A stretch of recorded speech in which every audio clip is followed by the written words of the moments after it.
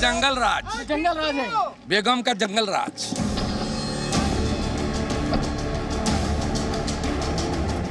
वो 2 तारीख तक उसका ये है एक्सपायरी डेट है, दूसरा में।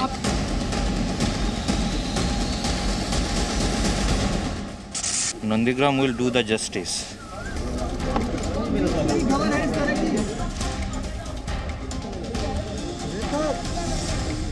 दीदी भवानीपुर सीट छोड़कर नंदीग्राम पहुंच गई। नंदीग्राम जाकर लगा और उन्हें लगा कि यहां आकर गलती कर दी है।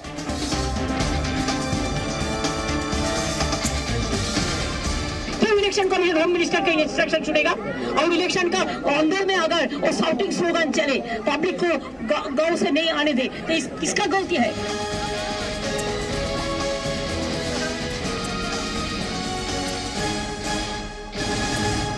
अभी कुछ ही देर पहले नंदीग्राम में जो हुआ वो हम सब ने देखा है। ये दिखाता है दीदी अपनी हार मान चुकी है।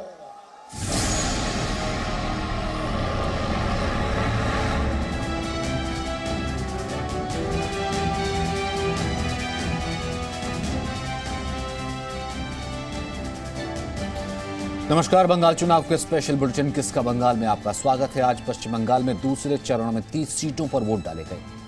आपको सबसे पहले बताते हैं आज 30 सीटों पर कितने फीसदी वोटिंग हुई है। आज शाम 5 बजे तक बंगाल की 30 सीटों पर 80.43% वोटिंग हुई है। वोटिंग टर्नआउट बहुत ज्यादा है, वोटिंग टर्नआउट बहुत अच्छा है। 80% से ऊपर वोटिंग हुई है। 2016 में इन 30 सीटों पर 87% वोटिंग हुई थी। यानी कि बंगाल हमेशा से ही बढ़ चढ़ कर वोट डालता आया है। 27 मार्च को पहले चरण में करीब 80% की वोटिंग हुई थी। बंगाल में कुल 8 चरणों का खेला है। 2 फेज की वोटिंग हो चुकी, यानी अब 6 चरणों में 234 विधानसभा सीटों पर वोटिंग बाकी है। तो आज जिन सीटों पर वोटिंग हुई उनमें पश्चिम बंगाल की सबसे हाई प्रोफाइल सीट नंदीग्राम भी शामिल थी। नंदीग्राम से खुद पश्चिम बंगाल की मुख्यमंत्री ममता बनर्जी मैदान में हैं और उनके मुकाबले हैं शुवेंदु अधिकारी। नंदीग्राम का इतिहास हिंसा से जुड़ा है। आज चुनाव के दिन भी वहां हिंसा हुई। नंदीग्राम में बीजेपी नेता शुवेंदु अधिकारी की कार पर हमला हुआ। जी मीडिया की टीम पर भी हमला हुआ। बंगाल की राजनीति का सबसे बड़ा बैटल ग्राउंड नंदीग्राम एक बार फिर हिंसा का शिकार हुआ।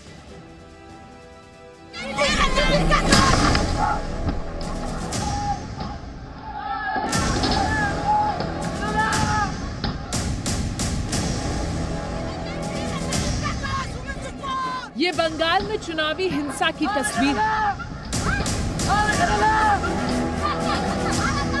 ये बंगाल में चुनाव के नाम पर अराजकता की तस्वीर है।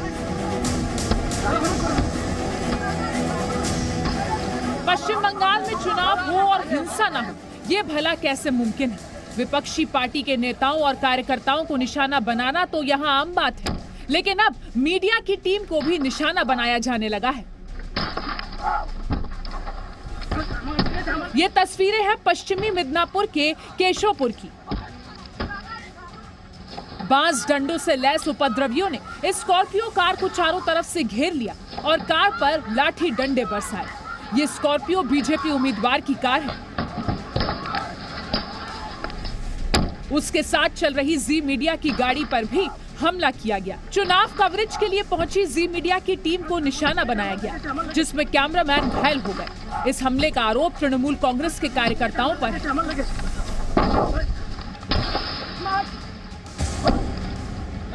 टीएमसी कार्यकर्ताओं में सिर्फ इस बात को लेकर नाराजगी थी कि मीडिया ने बीजेपी उम्मीदवार का इंटरव्यू क्यों लिया। नंदीग्राम से भी हमले की कुछ तस्वीरें सामने आई हैं। इस कार का टूटा हुआ शीशा भी चुनावी हिंसा की गवाही दे रहा है। नंदीग्राम से बीजेपी उम्मीदवार शुवेंदु अधिकारी के काफिले में मौजूद मीडिया की गाड़ी को निशाना बनाया गया। चुनाव के दौरान हिंसा को लेकर शुवेंदु अधिकारी को कहना पड़ा कि बंगाल में जंगल राज है और 2 मई को जंगल राज खत्म होगा। दादा, आपके कार्यकर्ता की हत्या हो रही है, क्या डराने की कोशिश की जा रही है? आपका ऊपर पथराबाजी चल रहा है। हमारे ऊपर भी जंगल राज। जंगल राज है। बेगम का जंगल राज। तो जंगल राज कैसे खत्म होगा दादा? खत्म पब्लिक कर देगा। आज 30 में 30 हारेगा हाँ और 2 तारीख तक उसका ये है एक्सपायरी डेट है, दूसरा में। नंदीग्राम के शमशाबाद में भी वोटिंग के दौरान जबरदस्त हंगामा हुआ। टीएमसी के समर्थक विरोध और हंगामा कर रहे हैं। हंगामा कर रहे समर्थकों ने आरोप लगाया कि अर्धसैनिक बल के जवान उन्हें वोट देने से रोक रहे हैं। दिखाते हैं यहाँ पर सड़क पर आपको भीड़ इकट्ठी हुई दिखाई देगी। पुलिस फोर्स उन्हें समझाने की कोशिश कर रही है। शमशाबाद में कई महिलाएं सड़क पर आई हैं। क्या है इन लोग का मुद्दा? आप देखिए पुलिस फोर्स आमने सामने है। क्या हो गया?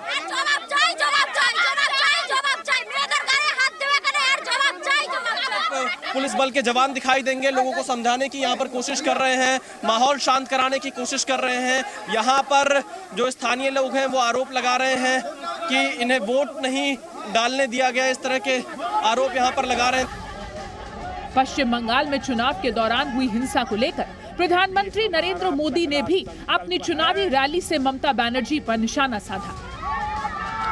दीदी की सरकार ने इस क्षेत्र में ईज ऑफ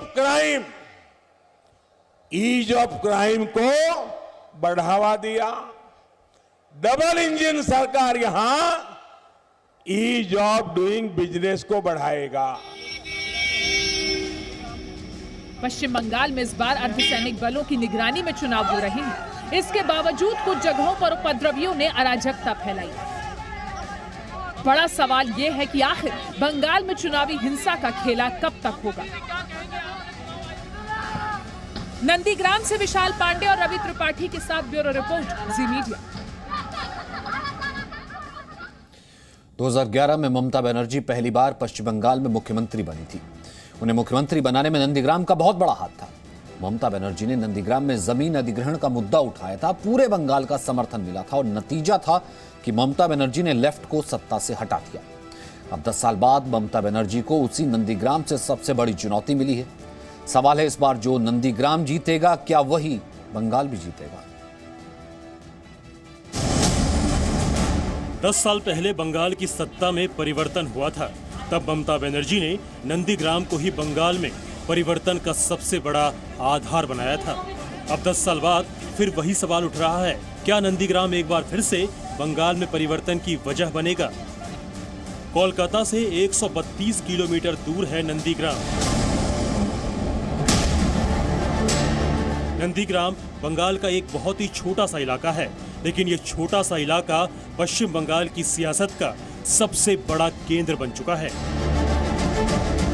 क्योंकि यहाँ मुकाबला है मुख्यमंत्री ममता बनर्जी और बीजेपी नेता शुवेंदु अधिकारी का। सिर पर सफेद कपड़ा रखकर पोलिंग बूथ के बाहर व्हील चेयर पर बैठी ये बंगाल की कोई वोटर नहीं, बल्कि मुख्यमंत्री ममता बनर्जी हैं। टीएमसी उम्मीदवार ममता बनर्जी ने बूथ तक जाकर वोटिंग का हाल देखा। उन्होंने एक पोलिंग बूथ पर अघोषित धरना तक दे दिया।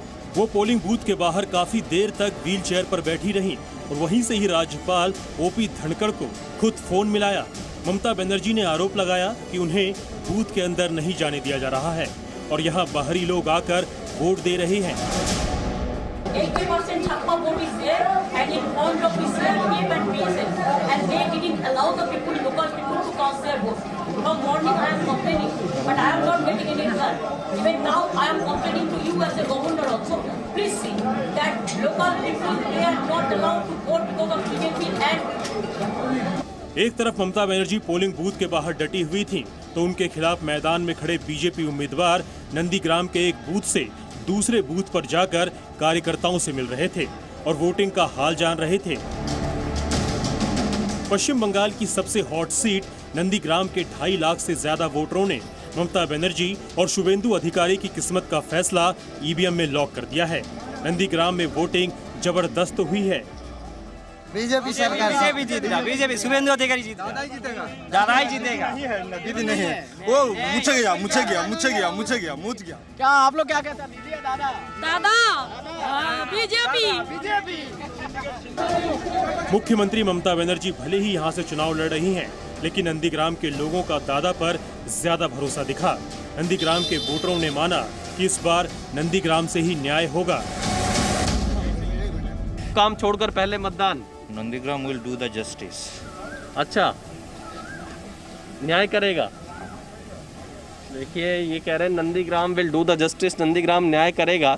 और नंदीग्राम में वो सब कुछ हुआ है क्योंकि नंदीग्राम से ही ममता बनर्जी ने लेफ्ट शासन के खिलाफ सबसे बड़े आंदोलन की शुरुआत की थी और उसी नंदीग्राम में जो कि शुभेंदु अधिकारी उनके साथ हुआ करते थे उस आंदोलन में, अब उनके खिलाफ हैं और उनके सामने चुनाव लड़ रहे हैं।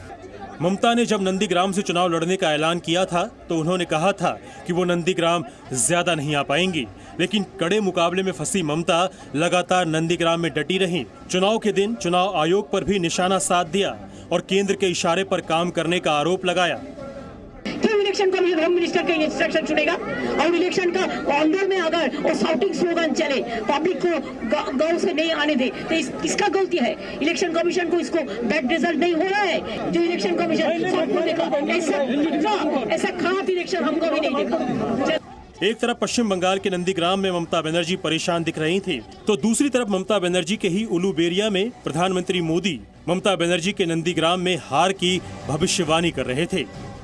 अभी कुछ ही देर पहले नंदीग्राम में जो हुआ वो हम सब ने देखा है। ये दिखाता है दीदी अपनी हार मान चुकी है।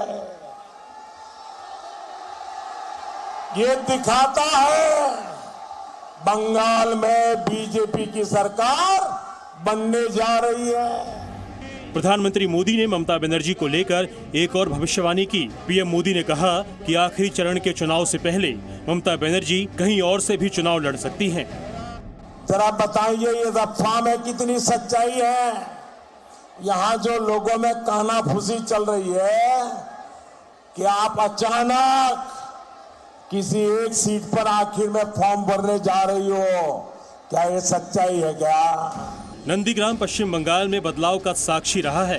2007 में नंदीग्राम के सिंगूर में टाटा प्लांट के जमीन अधिग्रहण को लेकर हिंसा हुई थी। ममता बनर्जी ने इसे मुद्दा बनाया और 2011 में इसी नंदीग्राम की बदौलत बंगाल में लेफ्ट की सत्ता को उखाड़ फेंका था। अब 10 साल बाद ममता बनर्जी को उसी नंदीग्राम से सबसे बड़ी चुनौती मिली है। पॉलिटिकल जमी खिचक रहा है। मतदान प्रभावित नहीं होगा क्या ऐसी जगह में अगर मुख्यमंत्री पूरा इलीगल काम की 2 घंटा वोट रुक के इतना सिक्योरिटी लेकर उधर और इतना सब गुंडा को लेकर जो ड्रामाबाजी किया सीधा सीधा एमसीसी के खिलाफ है।